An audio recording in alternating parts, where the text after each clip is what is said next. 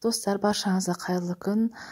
Мен бүгін өзім үйде пісірген осындай жылдам дайын болатын, 10-15 минутта дайын болатын пиццаның рецептісін сіздерге бүгін көрсеткім келіп отыр. Видеоны соңына дейін қараңыздар. Бізге ол үшін ұн қажет емес. Бүгін қамыр елемейміз. Біз осындай үйде қалып қойған нандарыңыз болса, содан біз бүгін пицца жасайтын боламыз. Өте оңайдан алатын, жылдам дайын болатын балаларға пиццаның рецептісі.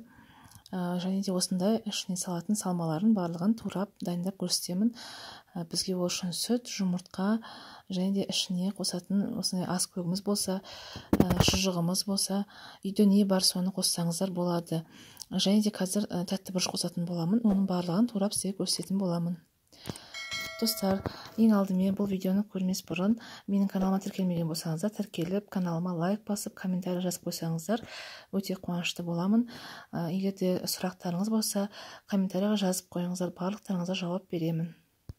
Достар, ең алдымен нанға біз қазір барлығын турамас бұрын сүтіміз бен жұмыртқамызды араласып қоямыз. Нанымыз жұмсарып тұра берсін. Және де тұзын бұрышын салып қоямыз.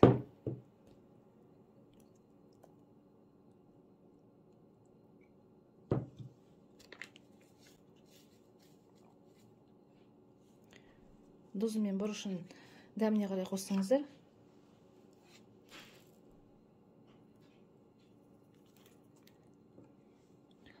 Енді осыларды араластырып, қолмен жасап араластырып қоямыз. Міне достар, мен араластырып қойдым, қолмен араластырдым. Өйткені қасықпен қиындау болады, өйткені нанымыз кішкене кебіңкіреген. Осылай араластырып, тұзын бұрышын салып, сүтін, жұмыртқасын құйып қойдым. Енді қалған ішіне салатын салмаларын турап дайындаймыз.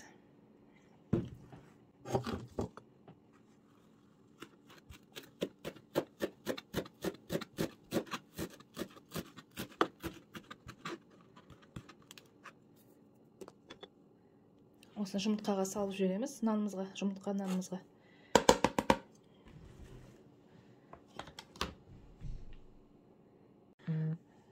Енді шұжығымызды сақтап тураймыз. Көлемін енді өздеріңіз біліңіздер, қалай турасаңыздар.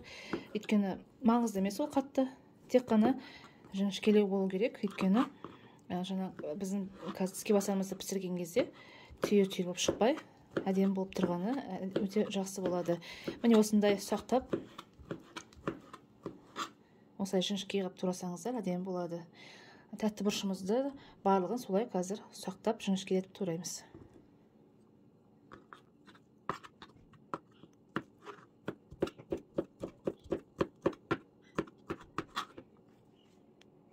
Міне турап болдым, осындай ұсақтап. Қатты ұсақ емес, бірақ жіңішке болу керек осындай. Түйірлер қатты шықпайтындай. Тәтті бұрышымызды осындай жіңішке қылып турап алдық. Енді осыған қазір нанымызға қосамыз.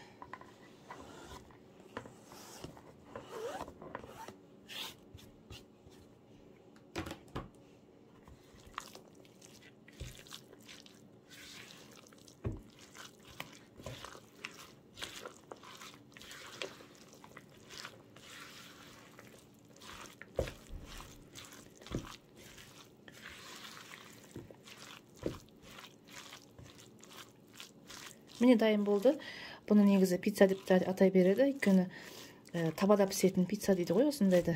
Қамыр жаймай, дайын барлығы. Енді осыны қазір табамызды қыздырып пісіретін боламыз. Ал бұл ірімшігімізді үстіне қазір үккіштен өткізетін боламыз.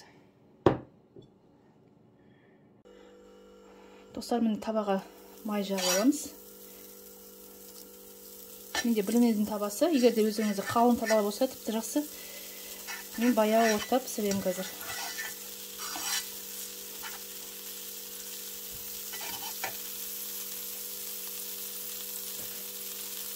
Енді осыған нанымызды саламыз, тегістеп, жақсылап.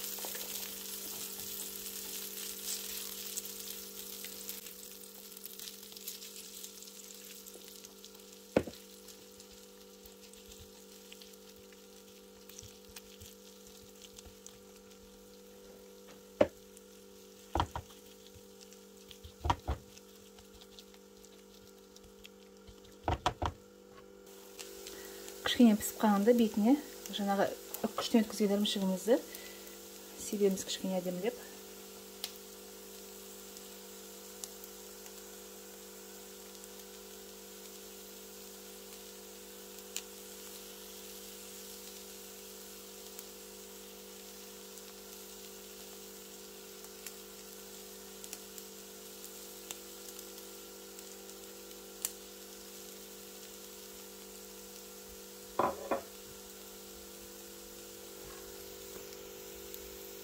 Енді тағы да 1 минутқа қоя тұрамыз бетін жауып. Міне достар, менің пиццаларым деймін ғой, пиццаларым пісті. Міне тіске басар деп те айтады. Қазір сіздерге кесіп турап көрсетемін.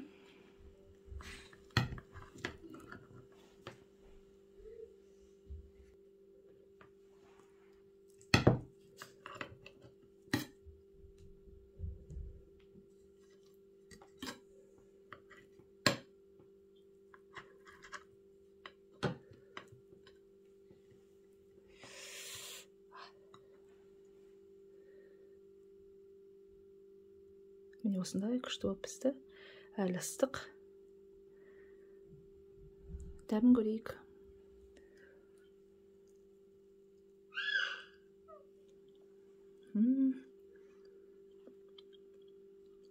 Дәмін керемет, пицца сияқты.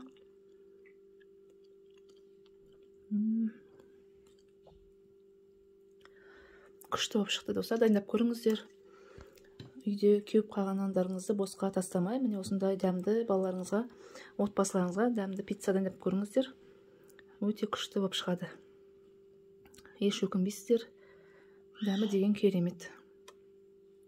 Ас болсын достар, кіммен бірге дайындады, немесе менің осы видеомнан кейін осы рецептпен дайындап көріңіздер. Өте дәмді болып шығады. Ал бүгінгі видео рецептім сіздерге ұнап жатса, каналыма тіркеліп қойды ұмытпаңыздар, және де осы каналдың ішінде басқа да видеоларға кіріп, басқа да рецепттерді көріп отырсаңыздар, өте қуанышты боламын. Рахмет, сау болыңыздар.